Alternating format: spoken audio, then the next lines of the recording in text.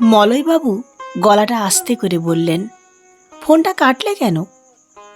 সরলা দেবী আগের থেকে গলায় একটু জোর এনে বললেন, বৌমা আপিস বেড়াচ্ছিল, টিফিনটা দিলাম। মলয়বাবু একটু মজা করে বললেন, হ্যাঁ তাই গলায় এত জোর? সরলা দেবী খিলখিল করে হেসে বললেন, হ্যাঁ লজ্জা লাগে না এই বয়সে এরকম ফোনে কথা বলতে?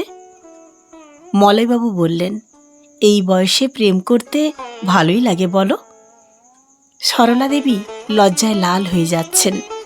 ফোনের ওপার থেকেই মলয়বাবু বেশ বুঝতে পারছেন সেটা। এই লজ্জায় লাল মুখটা দেখতে বড্ড ভালোবাসতেন মলয়বাবু।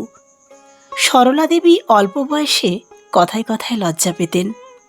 14 বছরের ছোট ছিলেন সরলা দেবী মলয়বাবুর থেকে। বাচ্চা বউ আদরে আবদারে বুকে আগলে রাখতেন। মলয়বাবু খেয়াল করলেন ওপাশে সরলা দেবী চুপ। কি গো, শুনছ? সরলা দেবী বললেন, মলয়বাবু বললেন, চুপ কেন? সরলা দেবী আলতো করে বললেন, রান্না করছি তো, কানে ফোন দিয়েই রান্না করছি। এক্ষুনি দিদিভাই আসবে স্কুল থেকে, এসেই খিদে পেয়ে যায় ওর।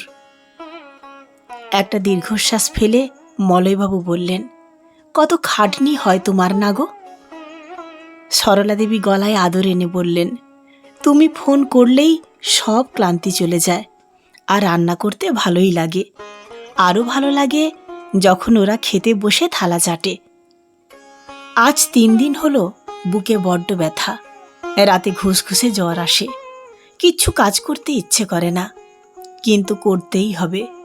কেউ জোর করেনি, সরলা দেবী নিজের থেকেই করেন। ডালটা নামিয়ে কড়াই বসালেন মাছের ঝোলটা করবেন বলে। এটুকুতেই হাঁপিয়ে যাচ্ছেন, আর কানে চেপে কথাও বলতে পারছেন না। তাই বললেন, শোনো না, ফোনটা রাখি, তুমি ওষুধগুলো ঠিকঠাক খেও। শেষ হওয়ার আগেই ছোট খোকাকে বলো নিজের যত্ন নিও। ফোনটা রেখে চেয়ারে এসে বসে পড়লেন মলয়বাবু। মাস 8 আগে স্ট্রোক হলো। সেই সুযোগ নিয়ে ছেলেগুলো ভাগ করে দিল দুজনকে। একসাথে দুজনকে রাখা সম্ভব নয় ওদের। বড় ছেলের বউ চাকরি করে, 8 বছরের মেয়ে আছে, তাই মাকে ওদের চাই। আর বোকা মা সেই আবদার ফেলতে পারেনি। আর ছোটটার সদ্য বিয়ে হয়েছে, তাই বাবা ওখানেই থাক, সুন্দর ব্যবস্থা। এই ছেলেদেরকেই নাকি দুজনে মিলে ভিটে মাটি টাকা শেষ করে মানুষের মতো মানুষ করেছেন। বুকটা ভার হয়ে গেল মলয়বাবুর। ইচ্ছে করে এক ছুটতে যায় বড় খোকার বাড়ি, একবার দেখে সরলা দেবীকে। এতটা অসুস্থ ছিলেন মলয়বাবু, তাই জোর করে বলতেও পারেনি যে আমি তোদের মাকে ছাড়া থাকতে পারবো না। আর কোন ভরসায় বলতেন? কি ছিল ওনার জীবনে? যেটুকু সম্বল ছোট খোকার ইঞ্জিনিয়ারিংয়ের সময় শেষ। থাক, তাও শেষ বয়সে সরলা মাছটা দুধটা পায় ওখানে। বাবা, গরম জল দিয়েছি বাথরুমে। ছোট বৌমার চিৎকারে চেয়ার ধরে উঠে পড়লেন মলয়বাবু। বাবা, তাড়াতাড়ি ঘুম থেকে ওঠো, দাদা ফোন করেছিল, মায়ের নাকি শরীর ভালো নেই। মলয়বাবু শুনছেন দরজায় দাঁড়িয়ে ওনার ছোট ছেলে রথিন বলছে, আজ 8 মাস এ বাড়িতেই আছেন উনি একা, আর ওনার অর্ধাঙ্গিনী বড় ছেলের বাড়িতে, এখান থেকে ঘণ্টা 3 পথ। বাবা ওঠো, তাড়াতাড়ি বেরোতে হবে। রথিনের কথায় ধড়মড় করে উঠে বসলেন মলয়বাবু। তাড়াতাড়ি নেমে দরজা খুলেই বললেন, বেঁচে আছে নাকি শেষ? তুমি কি পাগল নাকি? সুস্থ মানুষ, একটু শরীর খারাপ হয়েছে, তোমায় দেখতে চাইছে, আর কি সব কথা বলছো তুমি? ধমক দিয়ে বলল রথিন। সেই তো সুস্থই তো ছিল তোদের মা, হ্যাঁ অসুস্থ তো আমি। হ্যাঁ, এমন হাবাতে অসুখ সব শেষ করে দিল আমার, বুকটা খালি করে দিল। একা একাই বলে যাচ্ছেন মলয়বাবু। রথিন বাবাকে ধরে বলল, বাবা শান্ত হও, নিজেকে শান্ত করে তৈরি হও, এক্ষুনি বেরোবো, মা তোমাকে দেখতে চাইছে। বাবাকে আরও শক্ত করে জড়িয়ে ধরল প্রবীণ। ছেলের কাঁধে মাথা দিয়ে ফুঁপিয়ে উঠলেন মলয়বাবু। এত বড় অসুখের পর উনি আছেন ঠিকই, কিন্তু ওনার অর্ধেকটাই তো নেই। যতীনের বাড়িতে ঢুকতেই মলয়বাবুর নাকে ধূপকাঠির গন্ধ আসলো।